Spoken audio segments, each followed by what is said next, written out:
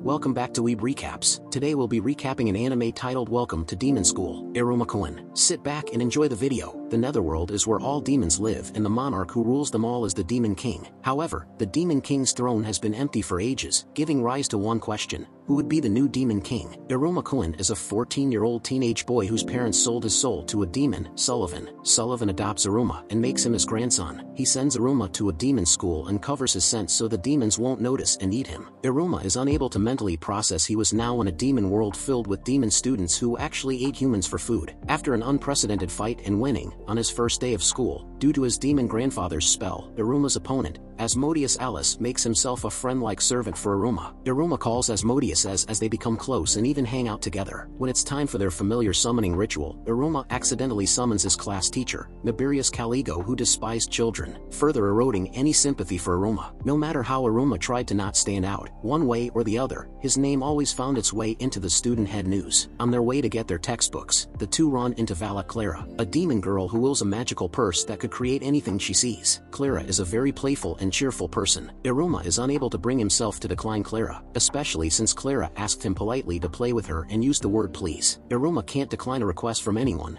no matter how degrading it may be. As they play together, the three of them become close and a new friendship pact is formed between the three of them. Since Iruma doesn't want to stand out, his demon grandfather put him in the misfit class, where other problematic students were, in order to make Iruma properly blend in. However, their teacher is Caligo, Iruma's #1 hater. The first assessment to qualify for their ranking status is through a race. There are 10 known ranks of demons and presently the students were not applicable. Caligo takes them to the mountains and explains the rules of the race. He also clearly states a particular route to the end of the race is prohibited. Every demon spreads their wings and blasts off into the foggy skies except Iruma, who falls off the cliff. During the race, As came first and the others followed, except Iruma and Sabrok. Sabrok wants to prove his superiority, so he takes the part guarded by an enormous magical beast. Iruma runs into an injured bird who he unintentionally healed with a drop of his blood. The bird certainly becomes fond of Iruma and takes him to meet its enormous father, who was in the middle of finishing Sabrok off. However, thanks to Iruma's hospitality, the father bird flies them to the finish line. Everyone gets shocked out of their pants to find out Iruma rode the enormous magical beast. After the race is over, everyone gets their rankings. As gets a rank 4 and is the highest in the class. As for Iruma, instead of getting a rank, he's bestowed a magical ring that houses an insatiable demon. The demon lets out a deafening scream that shocked everyone. Iruma's grandfather appears at the scene and feeds the demon with his powers before it causes any trouble. He explained the ring Iruma was blessed with was a special ring that could store the wearer's powers, but as it empties it would try to eat any powers nearby. Due to Iruma's ring, he wasn't given a rank. Instead, he was automatically placed in the lowest rank just for participating. The next day in the Mystic class, Caligo informs the students they would be taking lessons from other teachers. Iruma manages to use his ring to envision an otherworldly tree,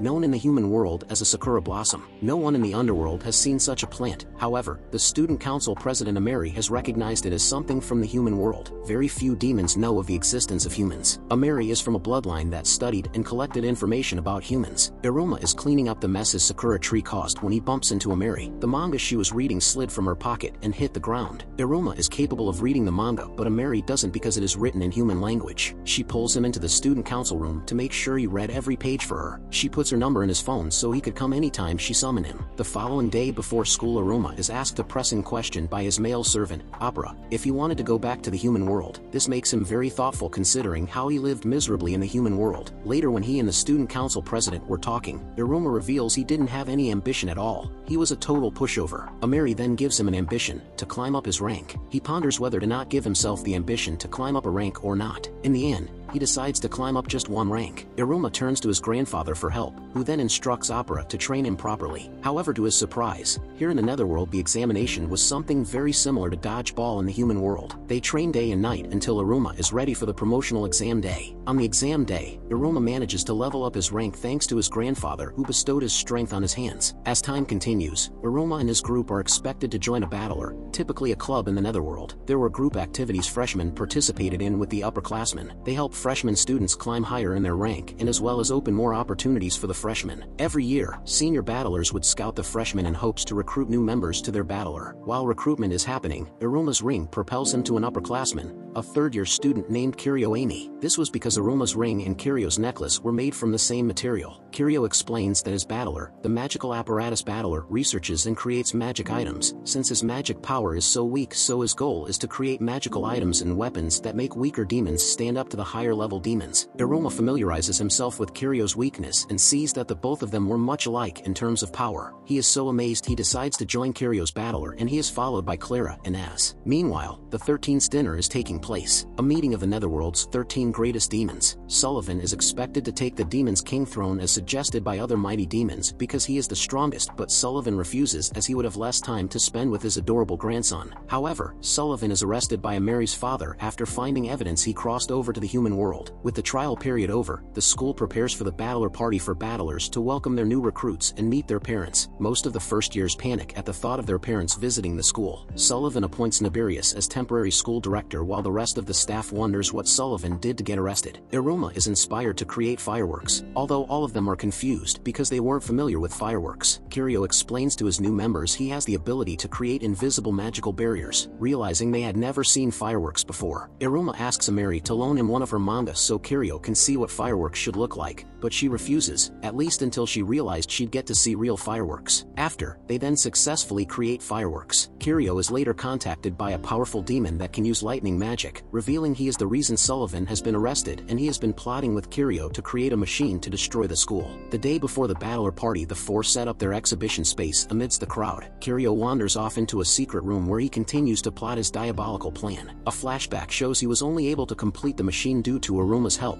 and that his powerful demon friend plans to use his machine to kill as many students as possible. He's suddenly interrupted by Iruma, who had been dragged through the air by his ring searching for Kiryo's necklace. Ignorant of what Kiryo had installed for the battler's party, Iruma admired his generosity and kindness so much he placed a lot of trust in future plans together with Kiryo. On the first day of the battler's party, Az reveals they will set off their main firework as the school bell rings to signal the start of the competition. Clara accidentally lights the fuse, but when it misfires, they realize their firework is missing. Kiryo takes the stolen firework to his secret workshop. Meanwhile, Ameri's father possesses evidence of Sullivan kidnapping Iruma, given to him by Ball, the powerful demon helping Kiryo. Kiryo secretly commenced the start of his plan with a deranged smile. He shatters his necklace and an explosion goes off in the school. Suddenly a massive magical barrier envelopes the entire school, trapping and separating everyone from each other, including Asmodeus, Clara, and Iruma. Caligo instructs the other teachers to aid the student make it to the central plaza and avoid commotion, while he and another teacher go to gain information about any demon that could cast barrier magic in the school. Kiryo loads the firework into his school destroyer machine but suddenly realizes Iruma is heading to his secret room, somehow finding his way toward him even though he destroyed his necklace. A flashback shows Asmodeus and Clara guiding Iruma through the barriers smoothly into Kiryo's secret workstation. Iruma had an epiphany of the entire lockdown related to Kiryo, as only Kiryo could make berries of such. Kiryo paves way for Iruma to enter the room so he could reveal his intentions to Iruma and explain the story of his life trauma. His family is renowned for an abundance of magical power, but when he was born, there was an extreme disappointment. He was shunned and rejected by even his own mother, narrating to Iruma how he has become hooked on eliciting despair and hopelessness onto others for as long as he could remember. Kiryo then goes on to say that he invited Iruma to watch the fireworks with him so he can watch Iruma's face fall into despair as those he cares about most dies. However, Iruma is unable to feel despair. He was used to it in his life back on Earth. He truly is Kiryo's natural enemy. Iruma takes out the firework ball and rushes outside the window and launches the ball with the power stored in his feeder ring,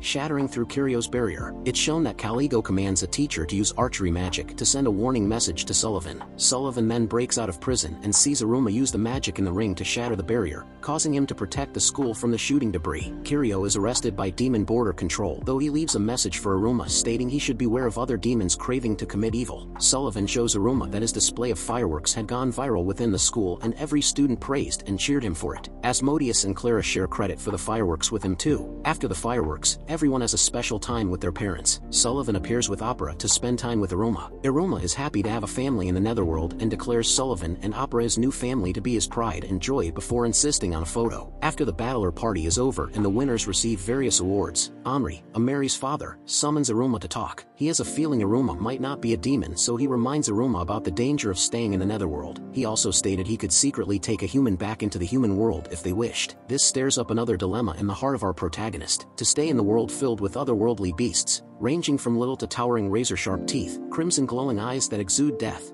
and wings that encompass the skies, or go back to his miserable life on Earth where he would work endlessly to meet ends needs. He couldn't even attend a school and worst of all, got sold by his own parents not as a slave but to something worse, a demon. However, Iruma had everything he could ever wish for and more here in the netherworld than on Earth. A loving grandfather, a loyal servant, and two best friends who would do anything for him. All he had to do was make sure his secret stayed safe. He made his choice. He wasn't throwing this life away. Might be a curse, but on the other face of the coin, it is a blessing.